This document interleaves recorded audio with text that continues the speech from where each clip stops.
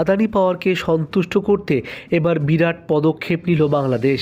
এমনিতে নতুন এবং পুরনো সরকার মিলিয়ে ভারতের আদানি পাওয়ারের কাছে বাংলাদেশের ৭২,০০০ কোটি টাকা বকেয়া রয়েছে। এদিকে সময় মতো টাকা পরিশোধ করতে না পারায় আদানি পাওয়ারের তরফে বাংলাদেশকে বিদ্যুৎ পাঠানো এক ধাক্কায় অনেকটা কমিয়ে দেওয়া হয়েছে।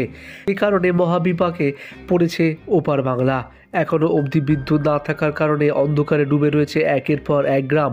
এখানে অবস্থার এবার বাংলাদেশের তরফে আদানি পাওয়ারকে ২,০০০ কোটি টাকা পাঠানো হলো বলে খবর। একাধিক রিপোর্টে এমন তথ্যই উঠে এসেছে। বিশদে জানতে আমাদের আজকের ভিডিওটি পুরোটা অবশ্যই দেখবেন। অনেকে হয়তো জানেন কিংবা আবার অনেকে জানেন না যে বাংলাদেশের বিদ্যুতের একটা বেশি পরিমাণ অংশ ঝাড়খণ্ড রাজ্যে অবস্থিত গোড্ডা পাওয়ার প্ল্যান্ট থেকে যায়। তবে বিগত কিছু সময় ধরে এই বিদ্যুৎ প্ল্যান্ট থেকে বাংলাদেশকে অনেকটা কমই বিদ্যুৎ সরবরাহ করা হচ্ছিল। এর অবশ্য কারণ হলো বকেয়া পরিশোধ না করা।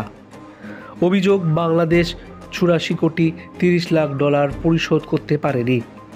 আদানি পাওয়ার ঝাড়খণ্ডের গোড্ডায় কয়লাভিত্তিক বিদ্যুৎ কেন্দ্র থেকে বাংলাদেশে প্রায় ১৬০০ মেগাওয়াট বিদ্যুৎ সরবরাহ করে। এর প্রতিটি প্রায় ৮০০ মেগাওয়াটের ২ ইউনিট রয়েছে। এক কর্মকর্তা জানিয়েছেন, আদানি পাওয়ারও পিবিডিবির কাছে ১৫ থেকে ২০ মিলিয়ন ডলার চেয়েছে। অন্যথায় সংস্থাটি ৮০০ মেগাওয়াটের প্রথম ইউনিটটি পুনরায় চালু করবে না, যা গত সপ্তাহে বন্ধ হয়ে গিয়েছিল। এদিকে বিদ্যুৎ উন্নয়ন বোর্ড সরবরাহ নিশ্চিত করার জন্য আদানি পাওয়ারকে ১৭৩ মিলিয়ন ডলারেরও নতুন লেটার অফ ক্রেডিট জারি করেছে। এ বিষয়ে নাম প্রকাশে অনিচ্ছুক একটি সূত্র নাম প্রকাশ না করার শর্তে বলেছেন, বাংলাদেশ পাওয়ার ডেভেলপমেন্ট বোর্ডের তরফ থেকে এটি আদানি পাওয়ারকে দেওয়া তৃতীয় পলিসি। বাংলাদেশের কৃষি ব্যাংকের তরফ থেকে এই এলসি দেওয়া হয়েছে ভারতের আইসিআইসিআই ব্যাংকে। আগের এলসিগুলো বিদ্যুৎ ক্রয় চুক্তির সঙ্গে সঙ্গতিপূর্ণ ছিল না।